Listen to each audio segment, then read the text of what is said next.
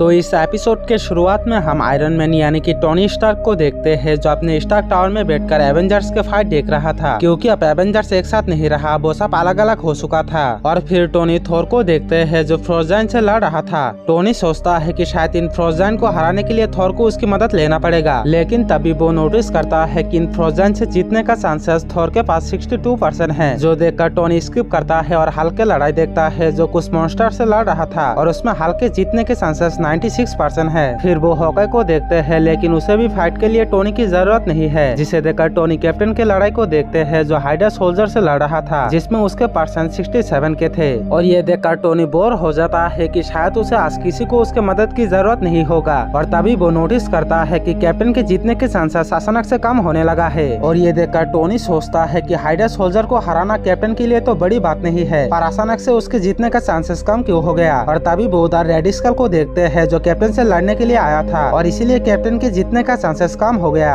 और फिर Tony captain के मदद के लिए तुरंत अपने आयरन सूट पहन लेता है और उसके मदद के लिए निकल जाता है। उधर ही दूसरी तरफ हम कैप्टन को देखते हैं जो रेड स्कल के सेना से लड़ता हुआ उसे कहता है कि तुम फिर से यहाँ हारने के लिए आई हो रेड स्कल। जो सुनकर रेड स्कल कहता है शायद इस बार नहीं, और इतना कहकर रेड स्कल एक एडवांस गन निकल लेता है, और टोनी के वहाँ पहुँचने से पहले ही रेड स्कल उस गन से कैप्टन को मार देता है। और जिसे देखकर टोनी काफी ज्यादा घबरा जाता है और गुस्से में आकर रेड स्कल पर फायर करता है, लेकिन रेड स्कल कैप्टन के शील्ड का यूज करके टोनी के अटैक को ब्लॉक करता है। और फिर टोनी रेड स्कल के साथ फाइट करने लग जाता है, लेकिन तभी वहाँ रेड स्कल के दोस्त मोडोक आता है। अब मैं यहाँ पर बता देता हूँ कि मोडोक किसी भी तरह की मशीन को कंट्रोल कर सकता है, और जिसका यूज करके वो टोनी के सूट को कंट्रोल करता है और उसे डैमेज करके रेड स्कल के साथ वहाँ से टेलीपोर्ट होकर निकल जाता है। और फिर टोनी तुरंत प्रोटोकॉल को ऑन करके बाकी एवेंजर्स को बताता है कि मुझे तुम सब की जरूरत है, रेड स्कल ने कैप्टन के साथ कुछ गलत किया है। जो सुनकर हॉकाई और थॉर एवेंजर जेट पर बैठकर तुरंत टोनी के पास जाने लगता है। और फिर हम लोग फैल्कन को देखते हैं, जिसे भी टोनी के मैसेज आई होती है, जो देखकर फैल्कन तुरंत एवेंजर्स टावर पर जाकर अपने सूट यानी कि रेड विंग्स पहन लेता है। दूसरी तरफ हम लोग हॉकाई और थॉर को देखते हैं जो एवेंजर जेट पर बैठकर टोनी के पास जा रहा था, लेकिन तभी उनके जेट अचानक से आउट ऑफ कंट्रोल हो जाता है, मानो किसी ने उनके जेट पर धक्का दिया है। और जिसे देखकर हॉकाई थॉर को तुरंत बाहर चेक करने के लिए कहता है, और जो सुनकर थॉर तुरंत जेट के बाहर चेक करने जाता है, जहाँ वो हल्क को देखते हैं जो जेट पर लटका हुआ था, और जिसकी वजह से ही जेट आउट ऑफ कंट्रोल हो गया था।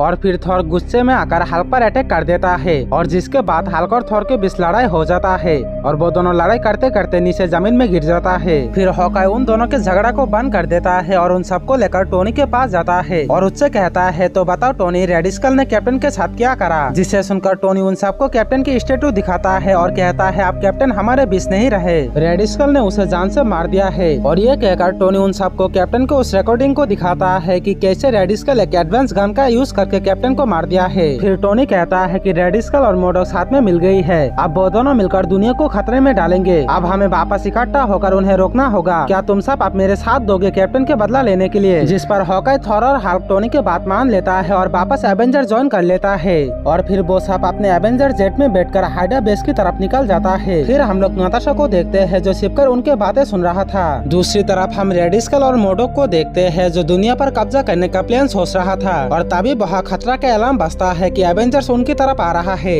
उधर ही टोनी और बाकी एवेंजर्स तेजी से हाइड्रा बेस की तरफ बढ़ रहा था, लेकिन तभी बीच रास्ते में हाइड्रा के कुछ रोबोट आर्मी उनके ऊपर हमला कर देता है, पर वो लोग कैसे तैसे उनसे बचकर आगे बढ़ता है। लेकिन तभी उनके जेट पर मोडोक कॉल करता है और टोनी को बताता है कि तुम्हें तो ये बात अच्छे से पता है कि मैं मशीन के साथ क्या कर सकता हूँ। और इतना बोलकर मोडोक उनके जेट के ऊपर कंट्रोल कर लेता है और उसे हवा में ही ब्लास्ट कर देता है। और इसी के साथ इस एपिसोड के पार्ट 1 भी यहीं पर खत्म हो जाता है।